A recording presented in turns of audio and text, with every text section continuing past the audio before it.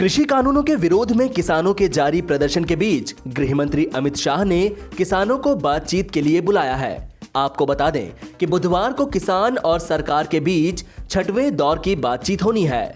भारतीय किसान यूनियन के प्रवक्ता राजेश टिकैत ने बताया कि वे फिलहाल सिंघू बॉर्डर जा रहे हैं, जहां से वे गृह मंत्री से मिलने जाएंगे।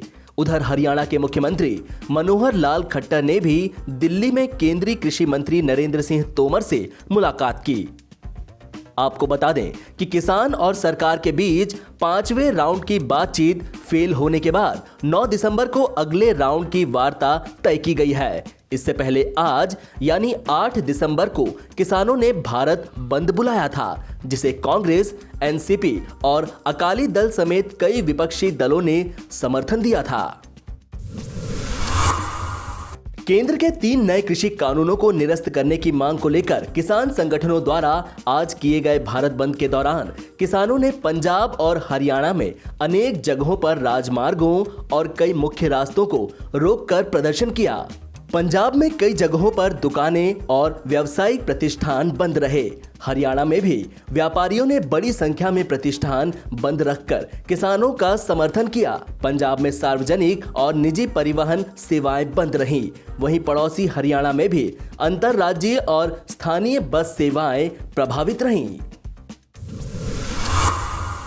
भारत बंद के समर्थन में आए विपक्षी दलों पर केंद्रीय मंत्री प्रकाश जावड़ेकर ने सवाल उठाए हैं। उन्होंने आरोप लगाया कि जो विपक्षी इन कानूनों को वापस लेने की बात कर रहे हैं वे पाखंडी हैं, क्योंकि जब वे सत्ता में थे तो उन्होंने कॉन्ट्रैक्ट फार्मिंग कानून वापस किया था।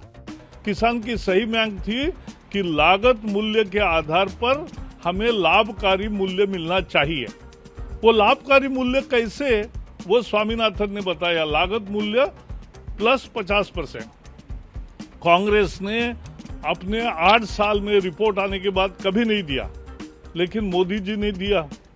तो देने के बाद अब एमएसपी भी कॉस्ट प्लस 50% मिलने लगी और एमएसपी जैसे 55 साल मिल रही है, फॉर्मूला बदला, लेकिन एमएसपी की व्यवस्था जैसे 55 साल थी वैसे ही आगे चालू रहेगी। तो ये स्पष्ट आश्वासन है, एपीएमसी भी है। तो यही आधार पर हम तो अपील करेंगे कि किसान समझ जाए, देश के बहुसंख्यक किसान ये निश्चित रूप से ये इन कानूनों के पक्ष में है। और दूसरी बात, जो विपक्षी दल आज इनके 3 कानून वापस लेने की मांग करते हैं, ये तो पाखंड है, क्योंकि ये जो विपक्ष दल है इन्होंने कॉन्ट्रैक्ट फार्मिंग एक्ट पास किया अपने राज्यों में। इन्होंने एपीएमसी कानून में सुधार किया है। मॉडल कानून जो शरद पवार ने प्रस्तुत किया था उसको अनेक राज्यों ने स्वीकार किया है। कांग्रेस के घोषणा पत्र में ये कानून लाने की बात कही है। कोरोना वायरस के टीके का कनेक्शन आपके मोबाइल से भी रहने वाला है। पीएम मोदी ने मंगलवार को कहा कि कोविड-19 टीकाकरण अभियान में मोबाइल टेक्नोलॉजी का इस्तेमाल किया जाएगा। इस महामारी का टीका जल्द उपलब्ध होने की उम्मीद है। पीएम मोदी पिछले दिनों घोषणा कर चुके हैं कि अगले कुछ हफ्तों में यह टीका भारत में उपलब्ध होगा। दुनिया भर में लाखों लोगों की जान ले चुके कोरोना वायरस महामारी के खात्मे की शुरुआत हो गई है। ब्रिटेन ने कोरोना वायरस टीका लगाने की शुरुआत कर दी है और फाइजर कंपनी का पहला टीका 90 साल की दादी मार्गेट कीनन को लगाया गया है। दुनिया में मार्गेट पहली ऐसी शख्स है जिन्हें एक कोरोना वायरस का स्वीकृत टीका लगाया गया है।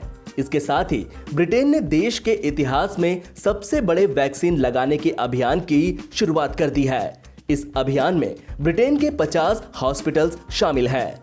वैक्सीन लगाने के दौरान बुजुर्गों, हॉस्पिटल के कर्मचारियों और केयर होम स्टाफ को प्राथमिकता दी जा रही है।